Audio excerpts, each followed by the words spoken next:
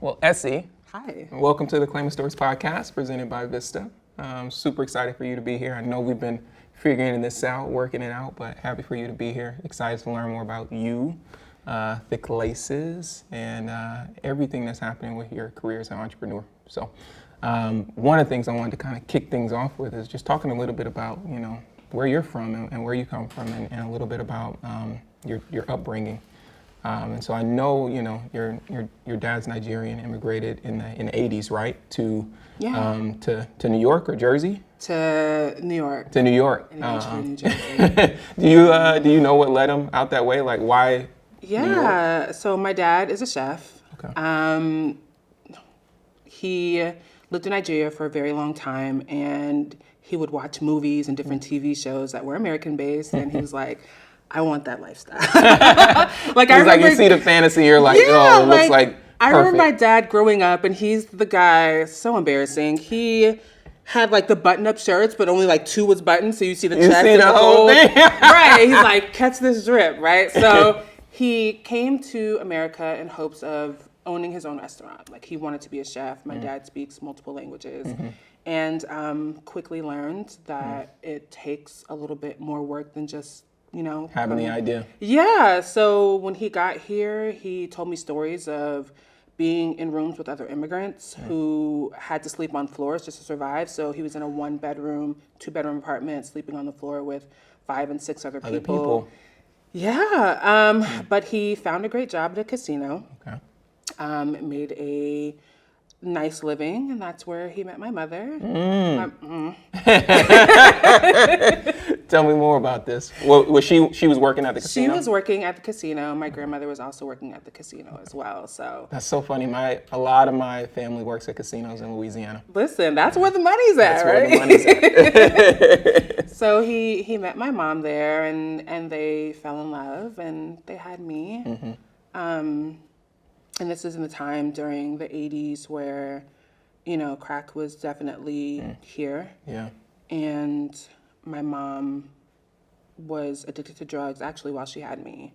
Oh, wow. And my dad, coming from Nigeria, he didn't know these things. He didn't know what that stuff was. What is What are you this? doing? So when they lived together, he would find certain paraphernalia, and it wasn't until a coworker told him what it was.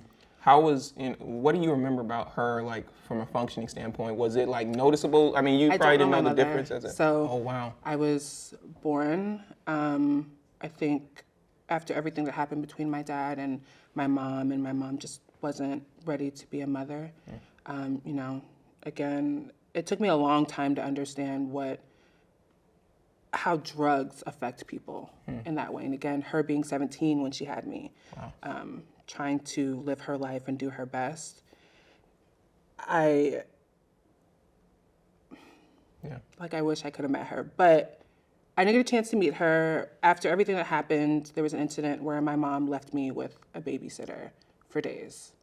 Nobody knew where I was. Your dad didn't know? My dad didn't know. And then eventually that babysitter called a family member, and they called my dad, and my dad was like, we're not doing this. Wow. And so he took me to Florida. Wow. And so Why did he pick Florida? Did y'all have family out there or something? He had another family friend that was moving out there. My dad was like, I don't think that this is the environment that I want you to live in. I think... Because he also started to realize the drugs and stuff that was happening. Right. And so, God bless my father. He literally had to start all over. And he was doing really good in Jersey, like saving money, getting ready to do some really great things. And he made a sacrifice to take care of his kid. How old were you when y'all moved to Florida? Do you remember? Maybe I had to be like around 3. Yeah, so it'd be hard 3 or for you 4. to even remember. Yeah, what was even happening then? Exactly. And so my dad went from one place to another place like Florida, again, with a thick accent, trying to survive, working 12-hour days. Often I was left home by myself. And he was dealing with his own demons. He had an alcohol problem. And he was abusive as well. And I went to school one day, and a teacher saw some things and called the police, and I was taken into the system. How old were you when you were taken into the foster care system? Yeah. I had to be like 6. 6. Yeah. Wow.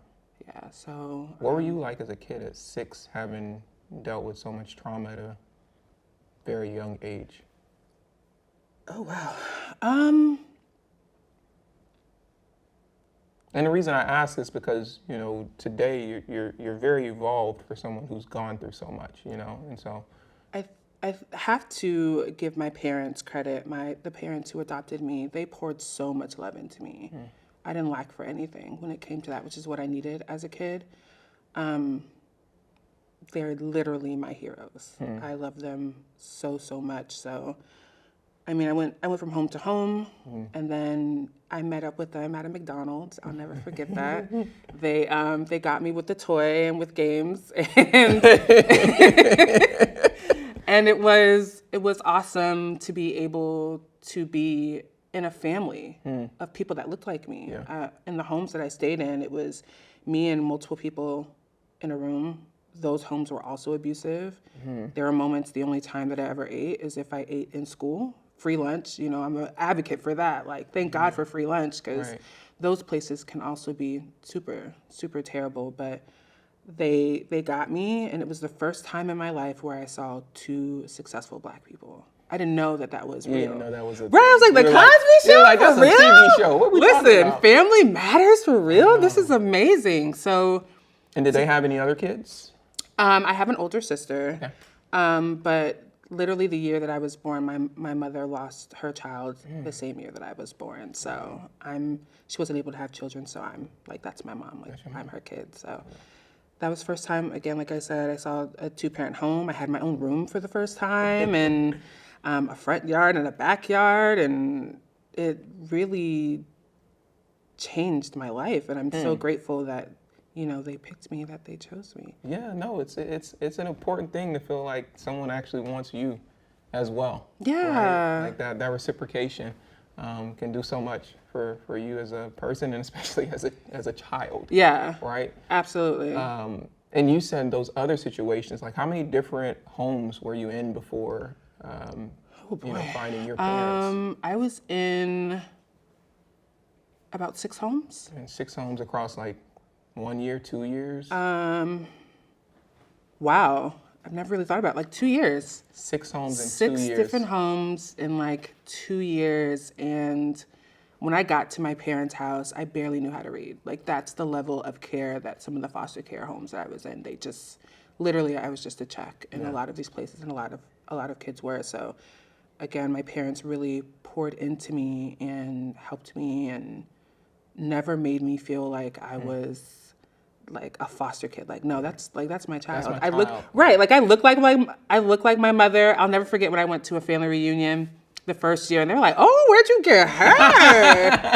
Oh, she looks like y'all some kin. Y'all some kin. Y'all must be from, as my parents said, y'all must be from the African tribe, the same tribe. That's where y'all come from." I literally look like my mother. I literally look like my grandmother. Like, it's insane how all of that just like really lined up. Yeah.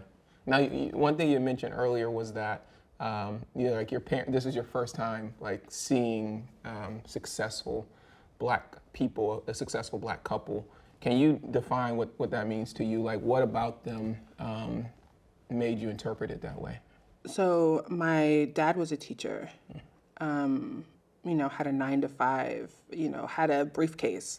You know, all the Had a briefcase. had a briefcase. Like, you know, the stereotypical, like, honey, I'm home thing. Yeah. And then my mom was an accountant. So these are 2 people that had a job, that had a car, that, you know, in the beginning, I didn't see them pinching for pennies, you know, like those types of things. They were happy. They had family reunions, something I didn't know was like, right. Like, we would get up and wake up at 6 o'clock in the morning. My dad is the definition of a military man. My God. He's like, Saturday same mornings. time, Listen, same Saturday thing. mornings were the worst. We need you to get up there and go mow the lawn at 7 a.m., you know, like, whatever. But I'm not doing this today with you. to see that. And I went from living in a predominantly, the homes that I was in was like predominantly Black side of town to middle class. And so I started seeing different ethnicities. And again, it's like, oh, wow, this is interesting. Like, this is really cool. This is really dope. I was so happy to again, just have a level of peace and a level of comfort. I felt like I kind of like breathe. Breathe for the first time. Yeah. How did you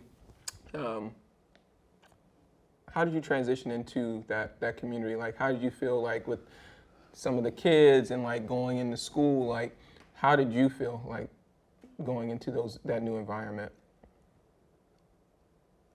It was fun. It was fun at first. I think there's the microaggressions that I wasn't used to. Like, give me an example. Like teachers doubting me. Oh.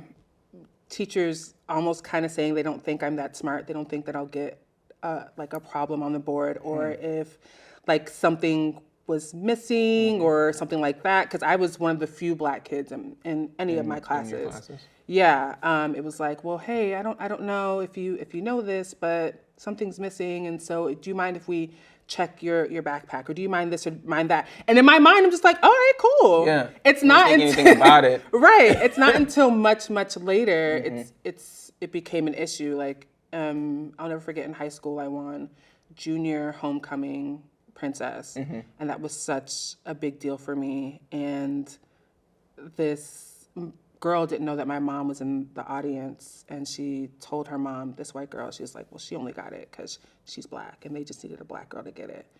And I was just like, okay, you know. But I mean, in general, my experience was great.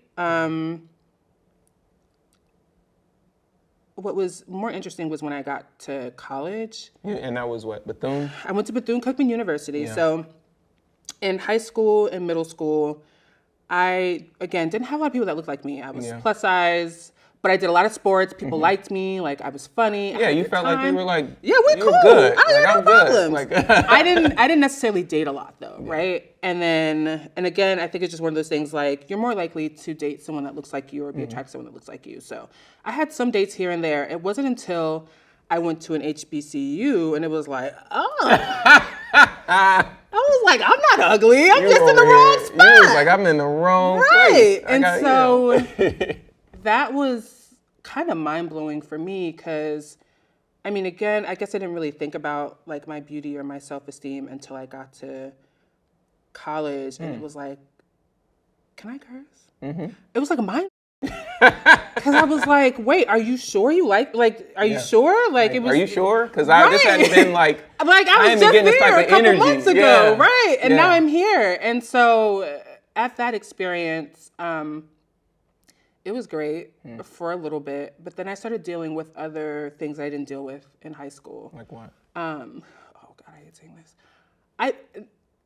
I hate the word jealousy, but I started to feel that from other women. Because of just how you naturally would show up? Yeah. And then that probably was generating certain attention? Right. And so I was like, but wait, I went from being loved and adored to a certain extent in high school and middle school. Like, I never had a problem. Yeah. I was a popular kid. Like, I got along with everybody, to some people being like, you know what I mean? Like, not liking me. And then also having to deal with now having these people, also having men attracted to me in a way that I wasn't experienced.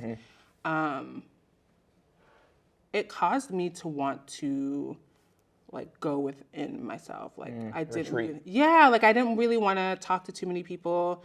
I was like, this is a lot. Like you don't like me, but then they like me. It was way too much for me. Like when I got to college, I don't want to say I lost my mind, but I definitely wilded out. Well, yeah, you probably were just like, this is a lot. Like it was like my parents are Southern Baptists, and so I had a curfew. Yeah. And living in an area where everyone around me got to do what I wanted to do. Like my friends' parents partied with their kids. They're just partying with their kids. They're partying with their kids. They have more money than my parents do. Like at times, I don't know how my mom made it work, but she did. Like my mom can make $20 stretch for 2 months. Yeah, she's like, and so like when my dad lost his job, my mom picked up the slack. But living in an area where everyone around you has so much money and so much access, and you're just making it. Yeah.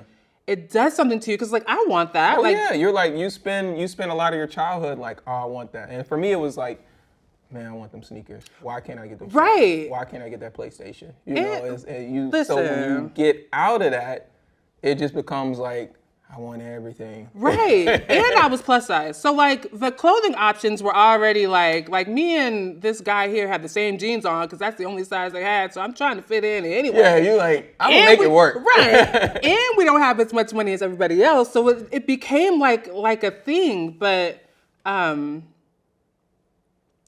with the strict upbringing that I had to a certain extent, and I praise my mother for doing that because people are a mess.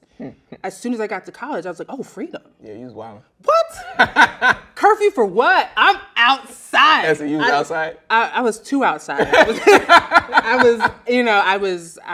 did a lot of partying. I did a lot of drinking. I actually ended up getting alcohol poisoning. Yeah, you drank that much? I lost my mind. And this was freshman year? This was freshman year? This was freshman year, and that's what did it for me. That was so embarrassing because it was the talk on campus of the girl who passed out at the party and woke up in the hospital and had alcohol poisoning. I didn't want to go to another class. What this like? What year was this? This was 2006. Okay, so at least it was right before. And I tell people that all the time. I'm like, I am so grateful that all the dumb things that I did was like MySpace days. Yes. It was like early Facebook when you had to have like a college email. Yep. Oh my gosh. There was no viral photos. No. Or videos. Oh God. I was so embarrassed. And before, like when we got to college, my dad had a conversation with my mother and he said, don't let her come to this school. If she comes here, she's not ready. And I was like, I'm ready. I don't know what you're talking about. And I hate being proven wrong. I hate that. And so... Did you flunk out? I did. I never went back. Like that day that happened, it happened on a weekend. I woke up in the hospital, super embarrassed, came back, and then I never went back to class. I couldn't. I was too embarrassed. What were you doing? I was in my bed. Just in your room? In my bed, in my room. In like a dorm room? I was in my dorm room. I would go sign out to go get lunch or dinner, or like me and my friends were going out on the weekend. Like we would go, all good. But I was not walking too much on campus. I wasn't going to class. I didn't care anymore. I was that embarrassed that people saw me in that light. Wow. Yeah. How long were you doing this? How long were you like doing, and did your parents know about it? They didn't know. They didn't know until, I mean, there's a certain reality where they would find out. I'm curious to know. Right. So, thank God I was under my parents' health insurance. But no, like, my mom got a phone call to like give, some type of conversation about what was happening. And they were trying their best to like help me get through it. And they were trying like, she could make up this, she could make up that. But I was way too embarrassed. At that point in my life, I cared so much about how people viewed me. Yeah. Oh my gosh. And so after my dad saying that and then doing this and doing that and people saw me at my absolute worst, no, I'm not going back. You're not going back. So what did you end up doing? I had a boyfriend. He played basketball at the time, and I just got an apartment off campus. I got a regular 9 to 5. I worked at a call center selling vacation appointments. Wow. And sounds like you love while it. he was in school, having the time of his life, I'm in an apartment paying bills because I'm like, all right, well, at least I got a boyfriend, something I didn't have. Yeah. And that was so dumb. Oh my God. I can't believe you don't I know did any that. different. You're a teenager then, and you're in love, and you just want to be around that person. And right. It was cool. It was cool for a little minute. It was cool for a second until it wasn't. And then we didn't work out, and he left to be with his family. And at that point, my mom had left Florida. We had always had our house. Yeah. My mom had left Florida to go to Indiana because she had found a better job. Okay. And so when she left, the house was gone. And when he left, I didn't have my job anymore. I had got fired. And I had just gotten that new job. Yeah. With a better apartment. It cost a little bit more. Yeah. So after that happened, we were literally in that apartment for about a month and a half. And then I was homeless. How old were you? 19? Oh, no. This was like years in. So this would have been like 20, 21, 22. Okay. And so I was sleeping on different people's couches and stuff like that, just trying to get my life together. Where were you? What part of the country were you in? I was still in Florida. You're still in Florida. I was in Deltona now, which is like 45 minutes. I had moved this way. Like I said, it was cool. I thought that this was somebody that I was going to marry, you know, very typical Southern person. Like, you get married as soon as you get out of high school. Like right. I was already behind. I was behind the timeline. Plan worked out. Right. And none of that happened, but that's okay. Yeah. The best part that happened, I knew I was supposed to meet him, is my freshman year, I hadn't had any contact with my dad. When I went up for adoption, my dad had just got out of prison. So my dad ended up going to prison for what happened to me. Wow. And so he had gotten out, he had gotten his life together, and I had came up for adoption, and I had a choice. I could be adopted by my parents who had been taking care of me, but my dad was also wanting me. And I didn't know that they were going to do this, but they had to bring me into the courtroom, and they let my dad go. I didn't know he was going to be there. I thought he was going to be somewhere else, but told them I wanted to go with my parents, but they said I'd be able to at least talk to him and have a conversation. I didn't get a chance to do that, but after a while, my dad left Florida altogether. Obviously, it was a bad experience for him. He moved back to New York, got himself together, and Christmas, right before, so every holiday, my parents would always drive up to Savannah or Georgia, Savannah or Atlanta, because that's where both my parents stay. Okay. Yeah. And the day that we were supposed to go, I was kept running behind, like things kept getting in the way. And I get a knock on the door, and it's this woman that used to babysit me when I lived with my dad in Orlando when he was a chef. And she's like, "Hey, do you know me?" I was like, "I absolutely don't." It's always funny, right? Like, you meet other people, and they're like, "I knew you as a kid. Don't you remember me?" It's like, "No, I don't." She's like, "Well, I used to babysit you." And I was like, "Oh, okay." And she's like, "Yeah, I know your dad, Steve. That's my dad's name." I was like, "What?" She's like, "Yeah. And as a matter of fact, he's actually in the car in your driveway. So if you would like to go meet him, you can." Ooh. I was like, "My dad?" Ooh. And she's like, "Yeah, he's in the car. You should go meet him." And so I met him. He showed me my little sisters, which was great. And he had hired a private investigator to find me. Wow. Which I'm forever grateful for. So that Christmas, had my boyfriend at the time not lived in New York, I would have never went. Ooh. And what was crazy enough, he said, had I not come up there, he was going to break up with me. So oh my goodness. So what a crazy sequence of events. Right. And I knew it. And that's how I know, like, the way that my life has gone consistently, like, I know nothing is ever by accident. Everything happens exactly how it's supposed to. So I went up there to New York, and it felt like all the movie stars and superstars lived there. I was in Times Square, and I was like, "Oh my God, look at these billboards!" And I had just went to this store called Pretty Girl, and I had gotten me a faux fur, and I was like, "This is where I'm supposed to be at." And so you fell in love with New York. Yes, I loved it, and I was like, "This is where I'm supposed to be." Wow. And a couple years later, after he and I had broken up, and I was watching a lot of America's Next Top Model. I wanted to be Takara. She was incredible. Listen, the body, the everything, the confidence, just like the way that she owned who she was. And it was a cultural shift. Yeah, right? For sure. Because at least to my memory, I don't remember ever seeing a plus size woman being championed in that way as a model. I agree. On TV. I agree, 100%. Outside of her, there was another model named Mia Amber.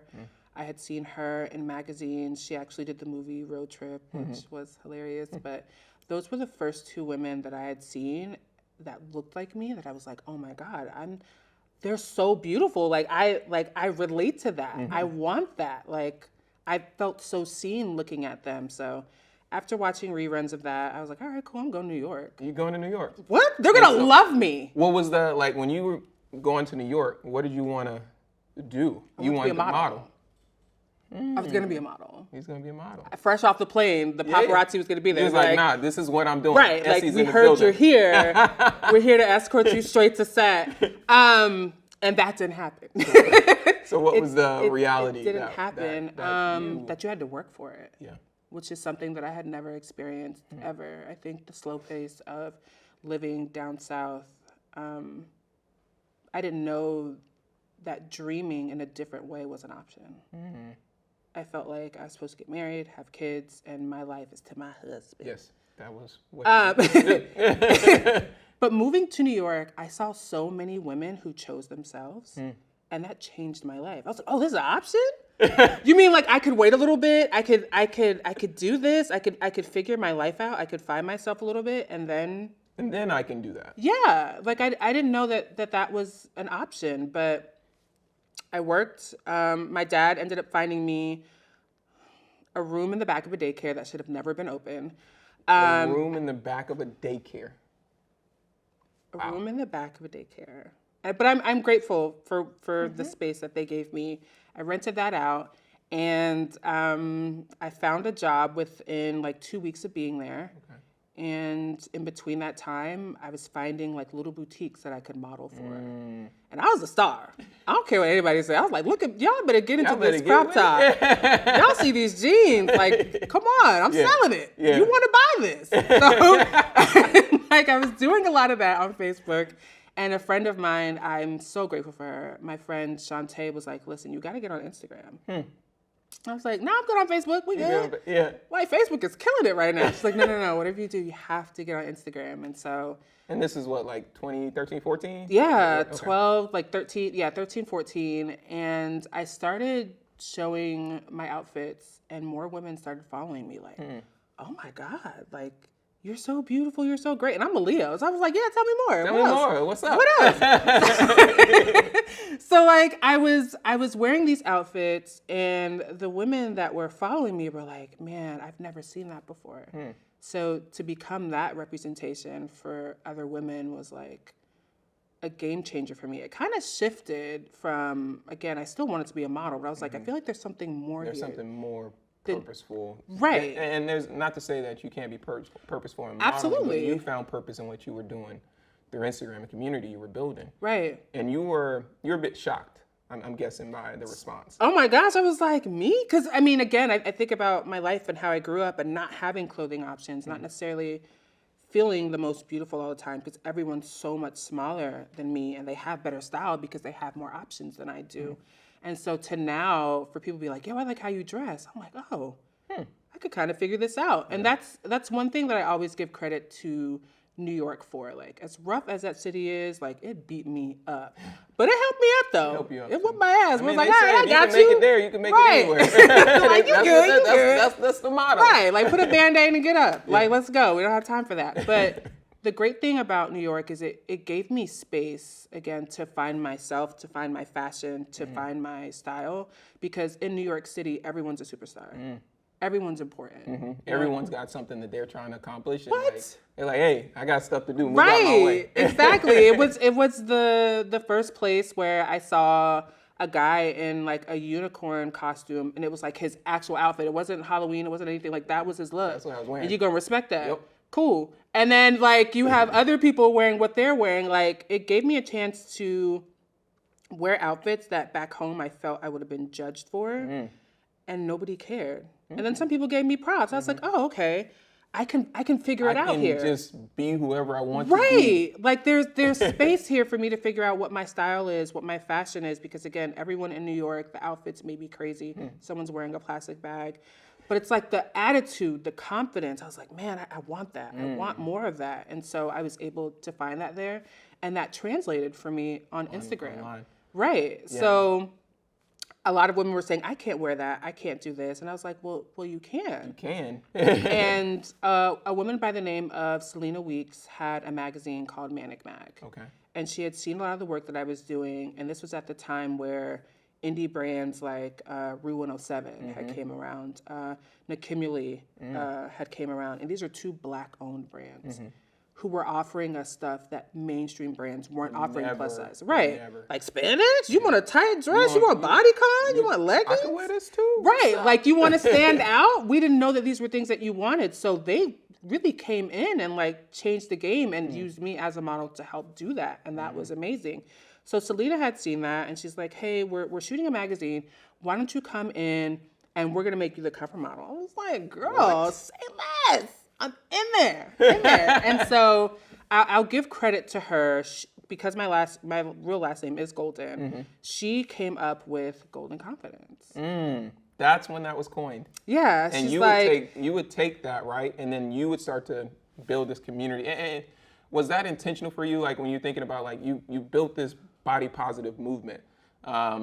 Was that intentional for you? No. Or was it kind of just like, I like that, let me start using it? Right. I was like, yeah, y'all show me y'all Golden Confidence. I was like, I like how that sounds. And created a hashtag and it became so much more than I ever thought it could be. Like I'm still in shock how that has changed so many women's lives. The amount of women that were like, I saw you on Tumblr or I saw you here or there. And I was like, oh, I can model. And they're models. Wow. Like that's insane. Like these things that I wanted, like that I got from other women, I'm doing that for others. It's so crazy what happens when like you're in the path that you should be in and you think it's going to do this, but it has this entirely different or additional effect on other people. And in this regard, you're showing other people that, hey, like you can be confident no matter what you look like, right? Like all of us have space to show up here. That's pretty crazy. And then you also had like a TV show that like we're gonna talk about was inspired by your work. So this was during the time when the term like fat bikini had came out, which is like a plus size swimsuit, 2-piece. Again, shout out to Gabby Fresh. Like she definitely changed the game for plus size women. She was the first woman to wear a 2-piece swimsuit online, and it kind of blew up everywhere. And again, Room 107 and Accumulate were creating these swimsuits, and I was modeling them. And the comments that I was getting from women was like, I wish I could wear that. If I had a space to wear that, I would wear that. And so I kept having these conversations with my friends, like, I gotta do something. I have to do an event or something to bring these women together. Like, I want them to feel like they can wear this. It's just clothing. And so my friends were like, well, why don't you do a pool party? And I was like, I don't know. And at the time, I was about to get fired from my job. I have been fired from every single job I've ever worked. That's how I know I'm doing exactly what I'm supposed to. I do not like people telling me what to do. So every job that I've ever had, I've been fired from. And I was about to get fired from my last job. And my friends were like, why don't you do this pool party? And I was like, all right, cool. If I find the space, if a brand gives me some money, maybe I'll do it. And so I had agreed to it, and then I got fired. And I was like, oh, how am I going to do this? And so one thing I know how to do is I can talk.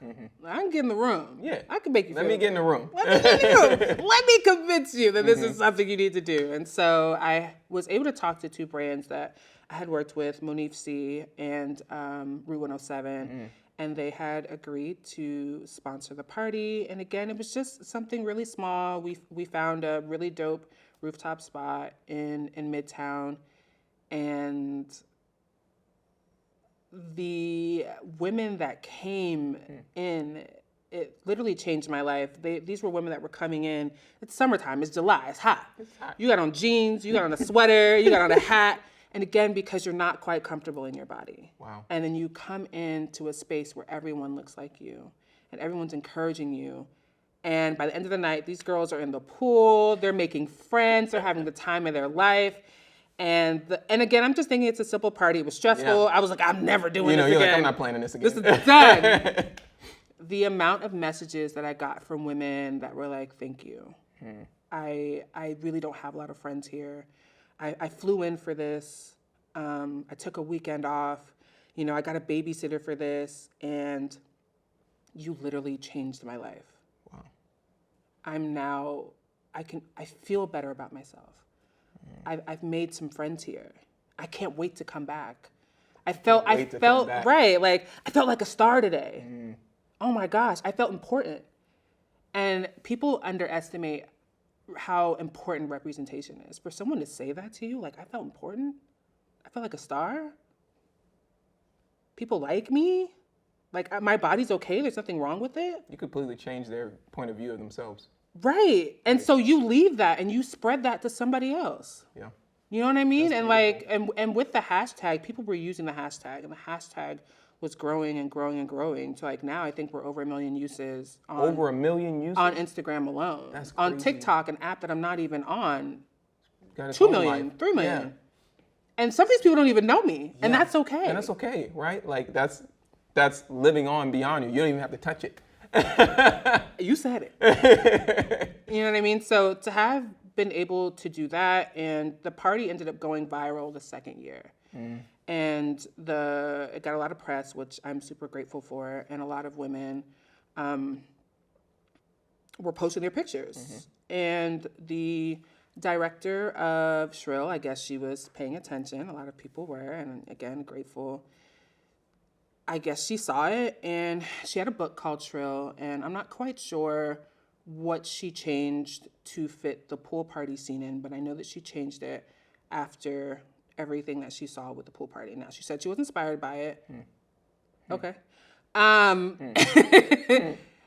A friend of mine, it wasn't even a show that I wasn't really going to pay too much attention to, but a friend of mine was like, yo, have you seen this? And I was like, no. She's like, I definitely think you should watch it. And so I saw it and actually cried. Wow. I got it. I didn't understand how my pool party made other people feel. Like in that moment, like it felt great, but to see that translated, I was like, I get it now. Wow. I finally get how you guys felt. And in that moment, I was like, all right, this is cool. But my friend was like, did she reach out to you? And I'm like, no. And then other people were calling me and asking me, hey, did she reach out to you? I was like, no. They're like, I don't, the conversation of Sue or this or that, I was like, I don't know anything about that. But I sent her a message. I was just saying, I saw your show. I thought it was amazing. I cried, like, great show. She's like, oh, I was 1,000% inspired. Oh, sorry. You were 1,000% one of my inspirations for this. And I was like, that's really cool. It festered in a little bit, and I was like, man, why couldn't I be a part of that? I mean, the girl of that scene was a Black girl. She was racially ambiguous, but I could tell she was Black. And she was the host of the pool party. You know what I mean? And I was like, interesting that I could be your inspiration. But you won't even... I couldn't be a part. Couldn't be a part of it. How did it make you feel? Hurtful. And then what was even worse was like, I think CNN did an article of like the top 10 moments on TV that was super inspiring, that changed the game or something like that. And that was one of the things. And it was like, so half of me was like, man, that's so hurtful. Another thing I don't get to be a part of. But being in this business as a Black woman, as a plus size woman, I know I'm going to constantly be looked over for things. I know people are going to pick apart what they want and, keep it moving, especially with how this body positive movement has changed from being founded by queer Black women to what it looks like now. If you look up the definition or look up body positivity in images, you're not going to see too many Black faces. I was like, well, that's interesting. Yeah. But it was hurtful, but it also gave me motivation. Like, okay, you're doing something. Your imitation, right, is, as they say, flattery. I mean, and it was great. And as far as like my place within the body positive movement, when you look up body positivity in the Wikipedia, golden confidence is listed there. Whew. So regardless of how you feel I've contributed to this movement or women who look like me have, it's there. My contribution is represented in history. Forever. Right. And This so is nuts. I was like, dang, I really done something. Like, really but in there.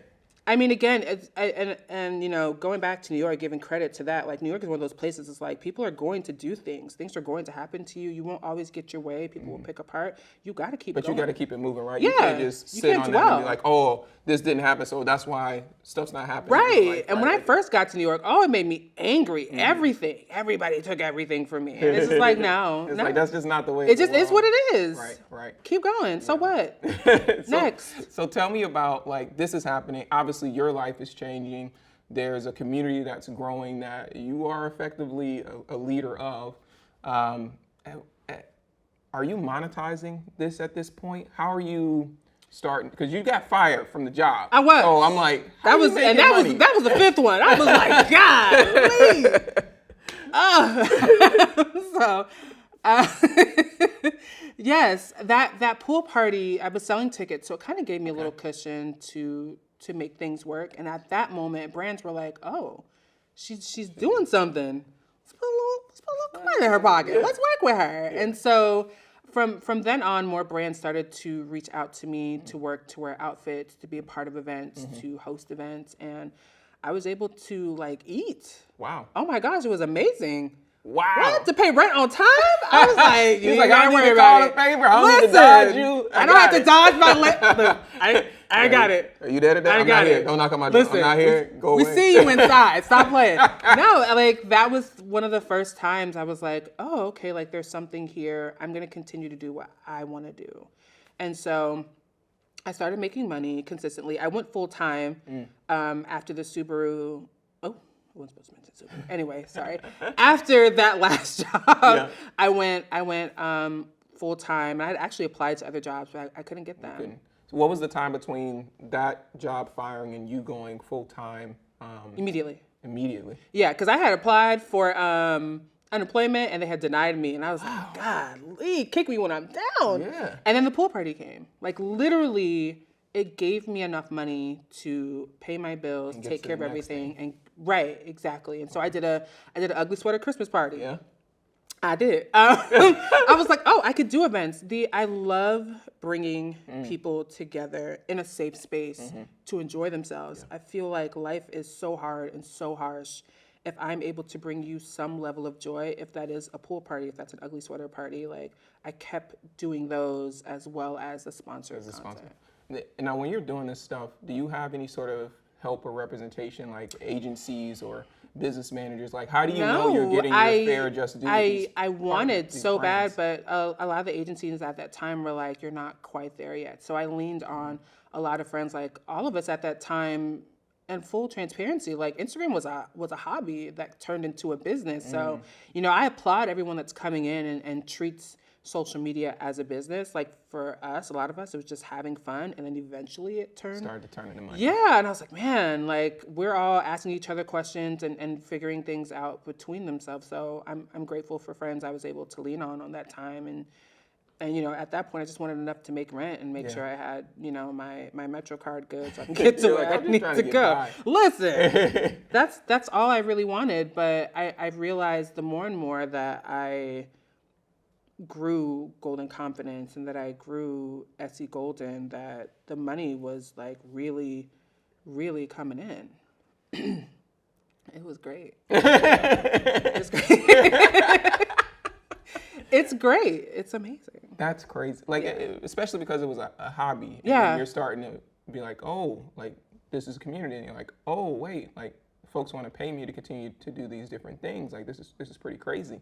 Did you happen to have any moments where you were maybe surprised by the actions of certain brands where you're like, this doesn't seem right? And you don't have to mention a brand. But right. I'm like, which one do I want to go with first? There's so many. But, I mean, I think... there has been a couple of brands that had used my likeness in a way that they weren't. And it was super duper shocking. And I had found out about it because a friend had walked into a store and was like, hey, is this you? In a store? In a store. And I was like, what do you mean? She's like, is this you? I was like, I think it is. And so it became one of those things where I was like, all right, like in the beginning of my career, it was about, all right, like just get to the next month, just pay your rent, make sure you have enough money, make sure that your Instagram is perfect, make sure that you know. The era of the manicure. Oh my gosh. It was color schemes. It was so annoying because I was like, I really want to be myself, but I don't know if being myself is the right thing to do in order to eat. Yeah.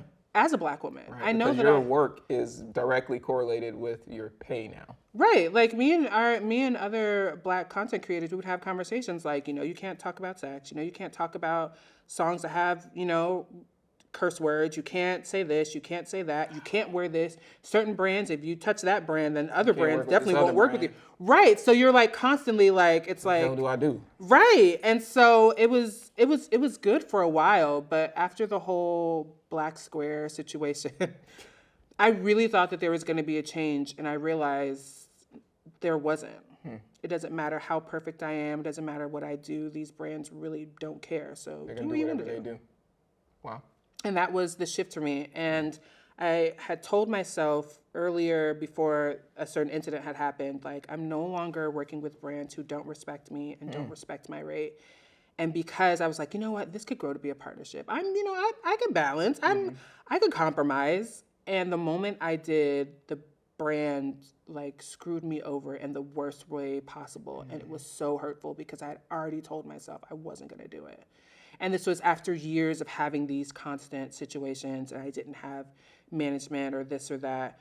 And that situation kind of made me get my business together. I was like, no, we're getting management, we're getting a lawyer, we're getting things, we're going to get it together. I will not put myself in that situation again. Ever again, like ever. And I know that there's so many Black creatives who've reached out to me who have gone through similar situations or about to go through that situation. So it's nice for me to be able to be like, listen, let me help you. Let me tell you what I did. These right, are the changes I made. And to you, I guess that's kind of got to be the symbol of like, no, this is really me approaching it business first. For sure. And I wish it wouldn't have taken me so long to do that. But I'm glad I did. I found management. I have a lawyer. I have my business in order. I have a CPA. These are conversations that, like my family didn't have with me because they worked a 9 to 5, and I'm grateful for the sacrifices that they made. But yeah, after that situation, I was like, never again. Have your own morals and your own principles now within this business, and hold yourself accountable to that. Wow. So now that you made that transition, right, you had started another community, a community oriented in sneakers, which you call Thick Laces. Yeah. Tell me a little bit more about that community and how that got started. So Thick Laces started during the pandemic. Sneakerheads, don't come for me. Because I already know how y'all feel. What you trying to say?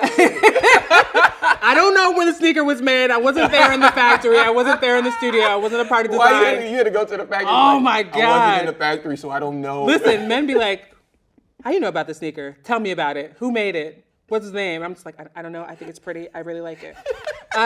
So like everyone else, I'm scrolling on Instagram, and I'm starting to really fall in love with sneakers.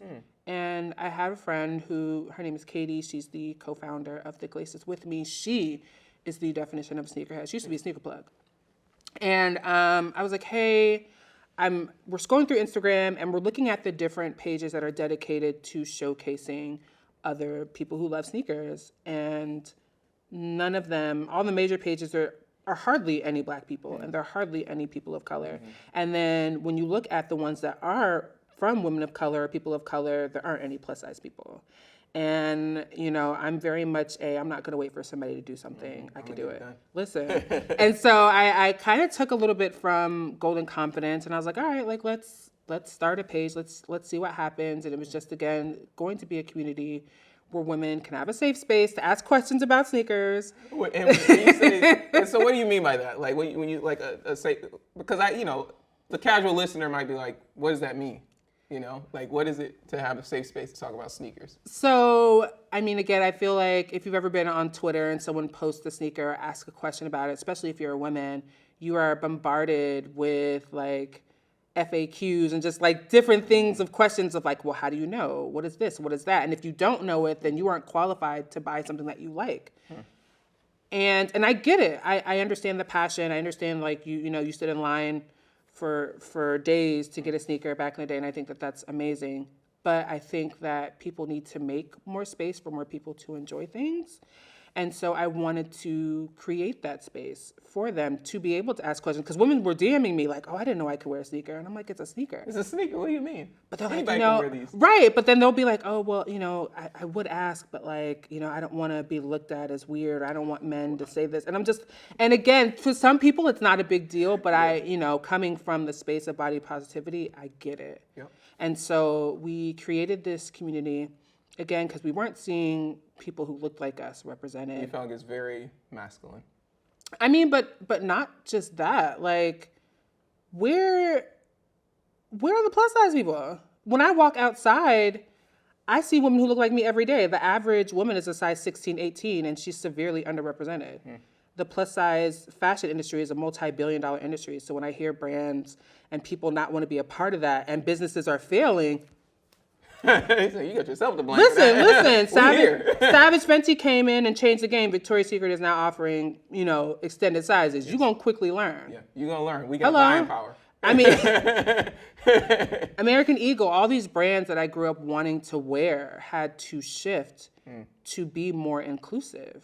You know what I mean? And again, I think that that's great. What we weren't seeing was the major brands in the athleisure space and streetwear space be more inclusive. And that's something that just didn't make any sense to me. So we started the community, again, something small, and again, kind of blew up because people, I don't want to say people are ignorant. I just think it's one of those things like you're more likely to hang around and talk to people who look like you. And so I feel like brands don't have any plus size people that are on their board. They don't have anybody that's looking out for people like, maybe why don't we do this? Or why don't we do more of this? And so when we did it and brands were following the page or brands were having side conversations with us or consultations, and to me, things that were super basic, like, hey, put a straight size person and a plus size person together in a campaign and watch how great that does. Oh, we never thought about that. But that's what you see every day. Is that consultation, or are you giving them free game? It's consultation. Okay. And again, grateful for what Instagram and the education that I learned. Like, I failed college my freshman year and didn't go back, but I got schooling from New York. I got schooling from being able to be one-on-one with these brands and learning the business and doing my homework of what this is. And now I'm able to, consult for other brands. I was like, oh, this is really cool. Again, something that I didn't think that I could do. And being able to turn that into an extension of me has been really great. So tell me more about Thick Laces, right? Like, so you've been growing this community, you've grown Golden Confidence. What's your ambition for where Thick Laces can go and what it can be? I think that we can continue to be a source, not only for the everyday woman, but for brands on how they can be better and be inclusive. We would love to do clothing, help brands get that fit together, get the styles like together. A whole collection? Yeah. And sizing and all of that, and sneakers. Marketing and sneakers, What I find so interesting about a lot of brands when it comes to women's sizing, they stop at 11 or 12. And the amount of women that are like, I wear 13 or 14 or 15. And if men are already... In sneakers. And if men are already shopping the women's, you can't increase the sizing. Or offer wide width or offer a little bit more. So,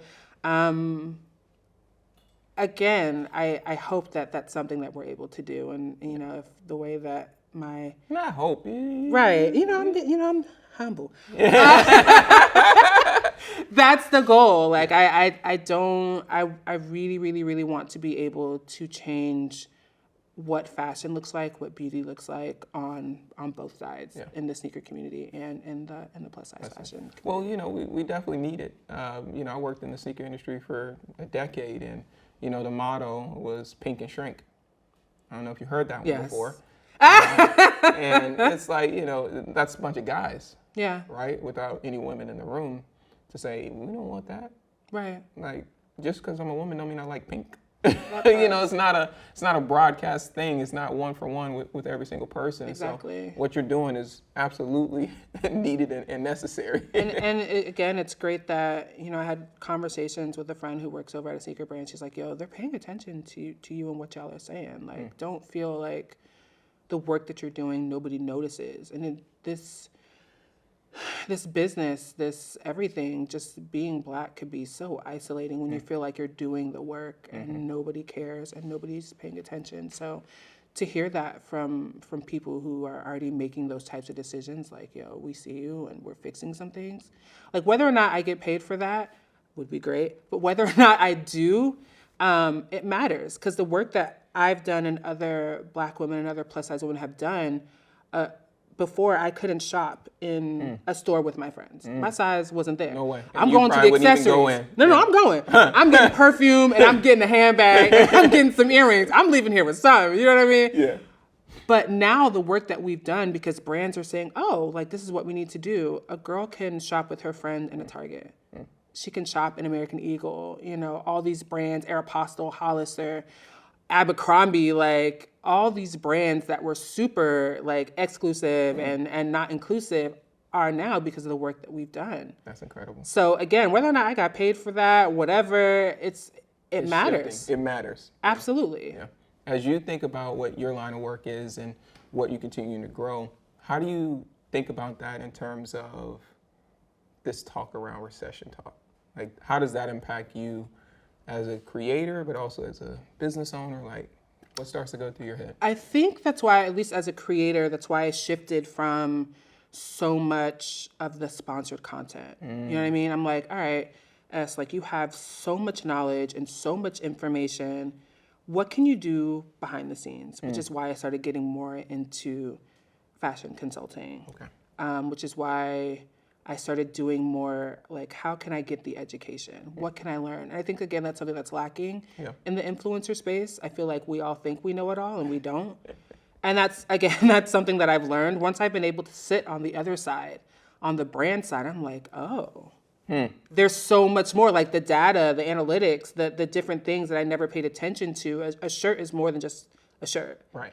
You know, so being able to shift and do more behind the scenes, it's what's keeping me okay. You definitely have to have. You definitely have to shift in things. But for me specifically, not. Oh God, I hope this doesn't make me sound bad. My intuition leads me to the right places. So as far as like a recession, it's not anything that I'm worried about. Oh Lord Jesus. I feel like the moment I've told myself to go, I'm fully supported. You know, I told myself to leave New York and I got to LA and I'm fully supported. So I know that regardless of what it is that I do, as long as I continue to listen to that voice and stay in my delusional place where things happen, I'm good. I love that you said it that way, because I'm a big proponent. Like, as a entrepreneur, as a creative, there's a large part of you that has to be a bit delusional. Right? Absolutely. Because if you actually take face value what other people are saying, you will never pursue these dreams, because you just be like, oh, it's impossible. And so you have to carry a bit of like, I know that was said, but I'm gonna do this anyway. I look at the full spectrum of my entire life, and again, nothing is ever by accident. If I looked at a lot of things logically, I wouldn't have what I have. I would have never moved to New York. My dad wasn't supposed to find me. I wasn't supposed to be in the family that I'm in. I wasn't supposed to be successful in New York City. I mean, me having lost that last final job and still doing the pool party anyway, I know that things can happen when I stay in my world and in my lane, and I'm delusional about my dreams and my goals, and I dream as big as possible. It's super obtainable. The moments when I start to look at outside perspective, that's when things don't work out for me. And that's hard, right? That's hard. Because I'll tell people certain things and they'll be like, I don't know about that, man. And it starts to creep in. I'm like, you know what? Maybe you're right. No. Maybe you're right. You have to be super careful about who you share those ideas and those thoughts with, because everybody's in a different place and everyone's not going to think the way that you think, and you don't want that to shut down this whole vision that you have for what you want to do. Now, you did such a great job of kind of summarizing a bit of your journey there. I want to ask you, for young women and other people that are interested in going down a similar path as you, and folks that may have felt like they're not represented, what advice would you have for them on this journey of creator, entrepreneur? What advice would you have for someone who wants to follow in your footsteps? Be as delusional as possible. No, I think about it like this. I think about the sacrifices as a Black person, or just as a person in general, that our parents made in order to survive, right? So in my mind, my debt is paid as far as having to do the traditional route. Yeah. You know what I mean? Like, my dad left Nigeria and came here with a dream. And his parents before him paid that debt, and they're here, and he became a chef. He followed his dreams. Now, I'm sure, again, he had bigger dreams, and it wasn't exactly how he wanted it to be, but he did it. Yeah. My mom, even though she lost her battle with drug addiction, her life paid my debt. She did the best that she could, and my dad did the best that he could. My mother, I love her. She worked a 9 to 5 every single day, took up extra shifts, and in her mind, she had dreams. She had tons of dreams. But she had a traditional job. Again, nothing wrong with that. But in her mind, she said to me, you live after you retire. And a week after she retired, she was diagnosed with Parkinson's. And so now all these dreams and these hopes and these things that she wanted to do, she cannot. She wanted to travel. She wanted to buy things. We were going to go on mother-daughter vacations, and she can't do any of these things because her body won't let her. Wow. And same thing with my dad, traditional military man, great job, did everything right. And his dreams were to travel with my mother. Mm-hmm. And again, in those moments, they couldn't because you have a child that you have to feed, you have taxes, you have the house, you have this, you have that. And so I look at all of that as their sacrifices paid my debt to live my life how I want to. How you want to live. And when my mother said to me, who's very traditional, who kept saying, get back in school, get back in school. When she said, I'm so proud of you. I wish I could have done that. Look at you living your dream. Look at you going for everything that you want to go for. I wish I could have done that. I wish I was so brave. Wow. And it's just like, their sacrifices. I'll be damned if I'm on this earth living ordinary when the people who came before me had all these dreams and hopes and different things that they wanted to do and they couldn't because the sacrifices and the circumstances in life wouldn't allow them. And they put their dreams in me. Their dreams don't die with me. And so when I get my little encouragement, when my auntie back home in Georgia tells people that I make clothes by hand, you're right, I do. You know what I mean? Like all these different things. So I want to encourage other entrepreneurs and creatives, like look at your lineage, look at your family tree, look at the sacrifices and the different things that they've done for you to be here. You should be chasing every single dream, every goal. You are fully supported because your ancestors already paid all that for you. Wow. And that's how I look at it. The freedom. Their sacrifices gave me freedom to live my life how I want to. And I'm going to do my best. I love that, and I wish more people thought about it that way. But now I know more people will.